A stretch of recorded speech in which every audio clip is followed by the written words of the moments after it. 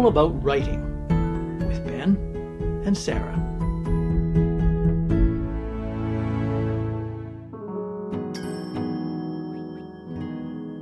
Welcome to All About Writing, the podcast that covers everything about the world of writing from the inside out. This is episode 22, part 4, on our series on the craft of writing. I'm Ben, here with my co-host Sara, who is an award-winning, best-selling author, screenwriter, editor, and TED Talk presenter. And I'm Sara, here with my co-host Ben, who is an award-winning best-selling author and ghostwriter, editor, and publisher. And here today on part 4 on writing craft, we are going to debate or discuss on where to start the story. And I have an inkling Ben and I have very different ideas on where the story starts and how to let it unfold. So I'm going to let Ben take off with his idea of what it means to start the story in a certain spot, what that means and what that looks like when you're writing a book of any particular fiction genre. Go for it. Yeah. I am all ears. Okay, so what I think, where you start is you look at the end of the book. Look at your story climax and think about what must happen to support the climax that you want to see. Then, once you figured that out, I'd have all these pieces in place, walk your story back just enough so that all of those things can be set into play. That is where you start your story, because you don't want to have too much, you don't want to have too little, you want to have it so exactly what leads to the climax is there, and there's time to do it. That's where you start your story. Sara, But your but retort. I'm like, so does that mean that, like, I guess if I'm a new author, right? And I go, well, what does that mean? Does that mean I have to start my story at a moment of action? Does that mean I have to start my story at a moment of kind of just gentle introduction? Like, what if I'm going to introduce something and start this story off? What does that look like, in your opinion? Yeah. So there's the plot that runs from the beginning to the end of the story. The climax is the end of the plot. The beginning of the plot is when something happens. It's called the initiating event. Something happens to your hero which starts them on their journey towards the climax. Be it they get a phone call with news that's going to change their life, or they're in a car crash that changes their life, or they sign up to do something which is going to change their life, right? Whatever it is that is the thing that starts the process which leads inevitably to the climax, that's the start of the story. You don't want to start before then, you don't want to start after then, you want to start at that moment where this event, this choice that either the author makes or the character makes or has thrust upon them, that is what starts them down the path which leads inevitably to the climax. I pseudo agree with you. Okay. No, because to me, it's not an inciting event.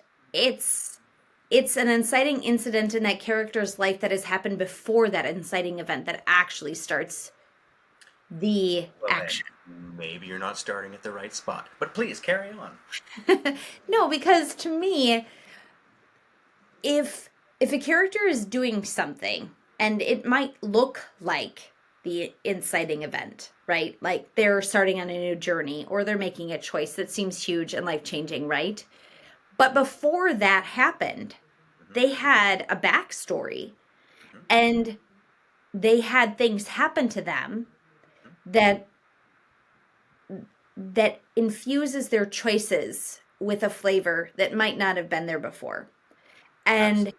Yep. therefore, they're coming at this inciting event with baggage. Yep. And that baggage actually is what matters because it propels their decision making from that moment of do they take that phone call, do they get the letter, whatever, and whatever their reaction is to that event, that life-changing event, is actually predetermined by their view on humanity from their childhood trauma or whatever has happened to them beforehand. So it's the reaction to that event. What matters is not even the event, but it's what happened to them before. What you say is true. You're right. The character did not exist in a vacuum before the initiating event. They have a whole history behind them, and hopefully, after the climax of the book, they have a whole future ahead of them. Like, here's hoping, right? The story that you're writing is just one small part of that character's whole existence. They had a life before the story, and hopefully they have a life after the story. But if we were to take your logic all the way to its extreme, we should start when the character was born. Because everything that happens to them before the initiating event affects how they make their decision, how they react to the event. And a lot of that can be, if it's necessary for the story, can be fed in as sort of gentle exposition throughout the story, revealing their past, revealing their history. If the initiating event is something strange, like, for example, a person wins a lottery but says, nope, I don't want the money, I'm going to give everything to that person. Like, that's a really unusual reaction. That might require some explanation. Maybe you need to back it up a bit. But if it's a normal reaction that most people would do, they won the lottery, I'm taking the money. You don't need to explain their whole backstory as to why they took the money. Now, decisions that they make later on because they have all this money, yes, then we will start to unpack the character that exists and all the baggage that they have. But that can come out later as the story unfolds, right? And a good writer will be able to do that. They won't reveal that bit of baggage right when it's relevant to the story. They'll reveal it beforehand so that it comes out naturally when the character makes a strange decision based on their baggage. So there's a difference between character development, which you're totally hitting on, Sarah, here, and I agree with 100%, and the plot. What is the action that starts the ball rolling towards the climax? How the character reacts, yes, will be built on who they are, which is part of their backstory. But we don't have to tell all that backstory in real time. We can reveal it as the plot unfolds. And so you're saying that the most interesting part of your main character's journey is probably the best place to start. So even if they have this baggage, Yeah. that might or might not be relevant to the story, Yeah. and a good editor will help you, intersperse that so it doesn't feel like this magical, weird jump the shark moment later, right? But so but the big moment of change, whatever that might be, is really where you want to start because it's the most interesting introduction to the most volatile time in this character's arc / your story. I mean, it could be the most volatile time. It could be that they're living life just fine right now. Life's been great, but then something happens, and now there's But the book is about and something happens and then what, right? That's right. There's conflict Right. now. There's some Yep. kind of break to the equilibrium. Yes. Why it's a break to the equilibrium, why it's a conflict, could be part of their backstory. Absolutely. Why We they're don't- reacting that way, and people That's are like, right. why are they reacting that way? Well, then you need to give them a why later, or else That's the right. character falls flat. Absolutely. Yeah. Yeah. But this is a great point you're making here, Sarah, because we often think, okay, well, the character is going to make this decision because of these things. Oh, that's a pretty cool story. Maybe I should tell that story. Oh, but why? Oh, that's a pretty cool story. And you keep backing it up, backing it up. Where does the story start? And I'm not saying that that's wrong when you're in the creative process of where do I start my story, because I've done it myself. In my military sci-fi trilogy, the Virtues of War books, I originally set out to write what became Book 2. That was my original idea, was Book 2. But as I was putting it together, I realized that I couldn't tell the story until I'd told what happened beforehand. And so it eventually became, there was a whole Book 1 that was written before I got to the point of my story, which was Book 2. Not that Book 1 is filler, it's not. It is its own story all on its own. But I had to go through that process to realize, no, I do actually have to back this up for what I want to say to make sense. I actually need 2 books to do this. And sometimes that's okay. But sometimes people can just sort of get wound up with, I got to explain this, I got to explain this, I got to explain this. And that's where it comes down to, practice and experience and maybe an editor helping you of, you don't actually have to show me all that. That's something that can come out later and you can explain it as part of an action in the future, why they're doing something that happened because of something that happened in the past. So it's a really good question, which is why I try to be as definitive as I can as to where do you start the story. Think about the plot.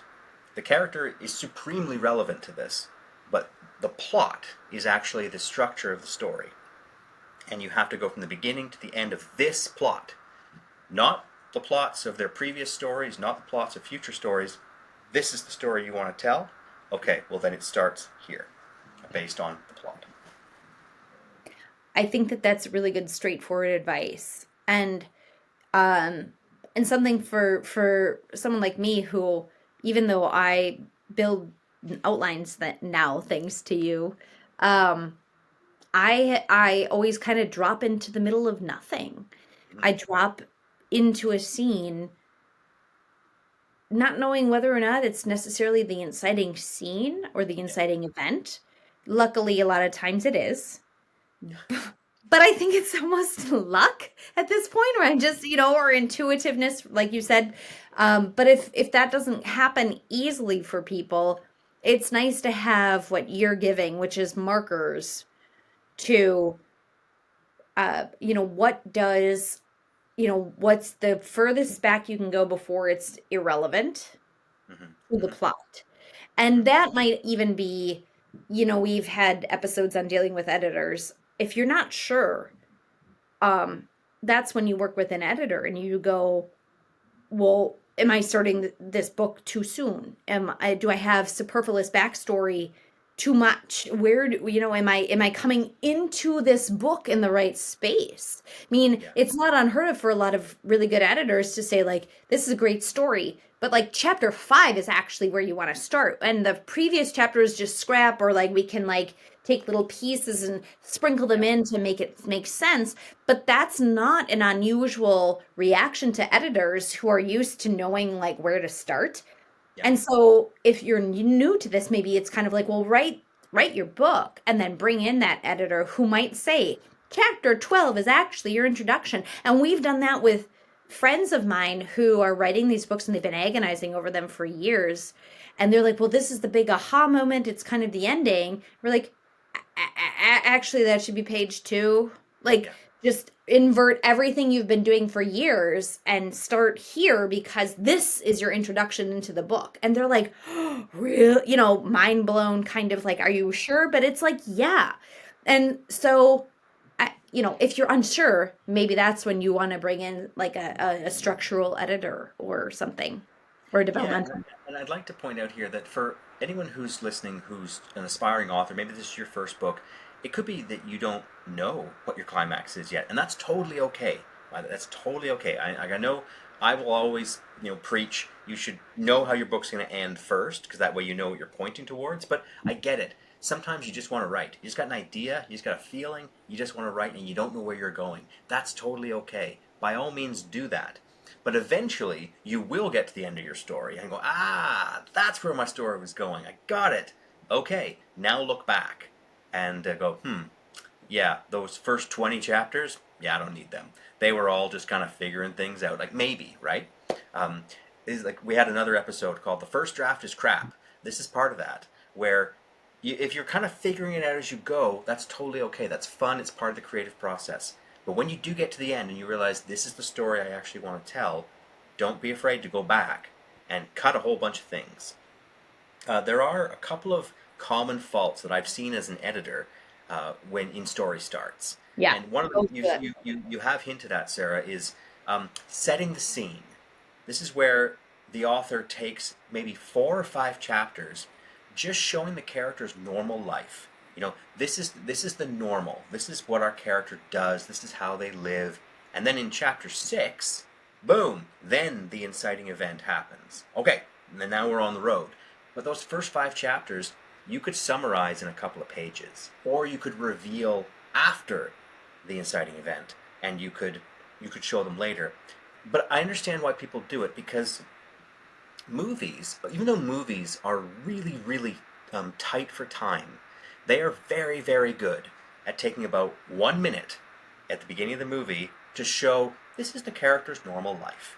And movies can do that. If they're well written and well directed and well edited, they can get across an astonishing amount of exposition without even any talking, just showing the character doing what they do. And it can give the viewer a lot of information, and they can do it very efficiently. And because most of us love movies and watch them, we are often influenced by that. Books don't work the same way. Books require more time to get across the same information, so you have to be really ruthless about what you're actually going to say. So setting the scene is where nothing's actually happening is a very common error that I see. Another one is related to that, which is particularly with speculative fiction, where you have to explain your world. Explaining the world.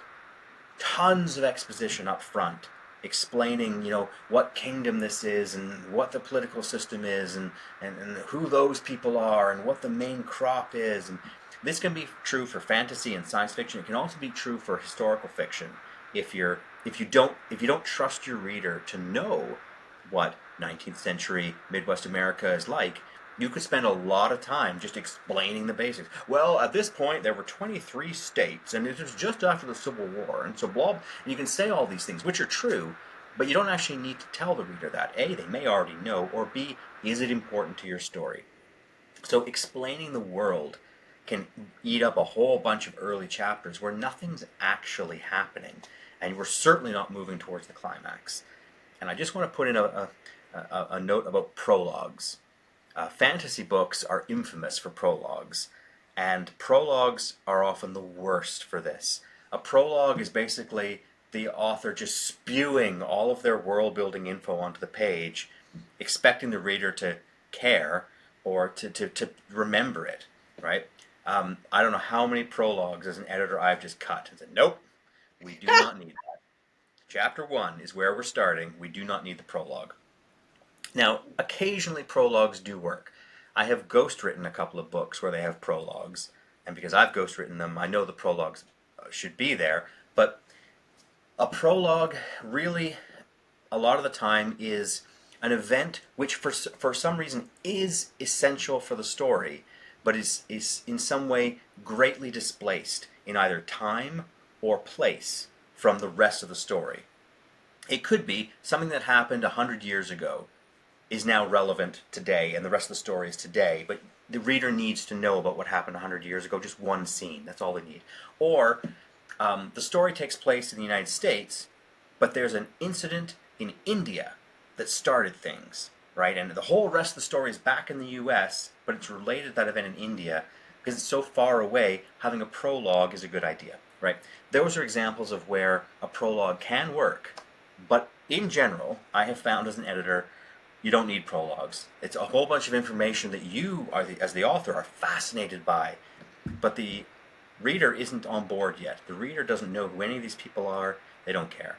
So explaining the world and setting the scene are the two most common faults I see in why stories take so long to get going. Which is why I come back to, what's the thing that starts the ball rolling to move us towards the climax? That's where you start the story. And then you fill in the gaps along the way with clever writing. I think that that's the most well explained reason why A, prologues are not necessary most of the time, and B, why you should always start your book with an action scene Mm-hmm. than I've ever heard in a decade plus of writing and going to workshops and conferences, because I think, so many people go, well, no, I need to give backstory. I need to like lead people in. But the explanation of, unless it's relevant to the climax, to that character's final development, unless it's necessary, um, it's not needed. That's right. And, That's and I'm sitting here going through like all my books going like, did I need the beginning 5 chapters? Like, like I'm going, and it's like, I think most people are always try to explain away well, I need this, but that's a very, very, you know, marketable and succinct way of explaining why yeah. you need to drop into an action sequence in your first chapter. even if it's not a thriller book, you know. Yeah, no, and if you love your book, you love the characters that you've made, you love the world that you've created, you're going to have all kinds of details that you've imagined up that are cool, But you but are not sprinkle them in relevant. later, right? Yeah, yeah, Yeah. but if they're not relevant to this book, they may just sit over there on the side, And I've done it. I have huge documents written with all the lore of the books that I've written. A lot of that information is not in the books. It's not in any of them, but I know it, and it helps me as an author because the verisimilitude of my books will be solid because I know what the world is that I've created. I may not tell you, the reader, everything about that world, but everything I do tell you is going to be consistent with everything else because I've got it all straight in my head in the background. But I don't need to tell you everything because it's not relevant to the story that I'm telling you right now. I'll just give you the information that is relevant to the story. Um, Backstory of characters, yeah, some of it's relevant, some of it isn't. What high school they went to may not matter one bit, and if so, don't tell the reader that. You know, but the the girl that they met just after they finished high school, she's really important. So you got to make sure you say when they met and how they met and so on. That's important. But where they met may not be important, but the fact that they did is important. That sort of thing. So yeah, there's lots and lots of stuff you could include. It's just a matter of deciding what to include and when. Brilliant. All That's right. we say it. On that high note, that's our show for today, everyone. Don't forget to subscribe so you don't miss any of our chats, and do feel free to leave a review. It really does help us a lot. If anyone is looking for any help with any aspect of their writing, we recommend our good friends at Cascadia Author Services. You can find them at cascadiaauthorservices.com. And you can catch up with Sara at saradalman.com and on Instagram. And you can find Ben at bennettarcoles.com as well as on Facebook and Instagram. And thanks again for joining us today. Please reach out if there are any topics you'd like us to cover. And otherwise, we'll see you again when we next chat all about writing.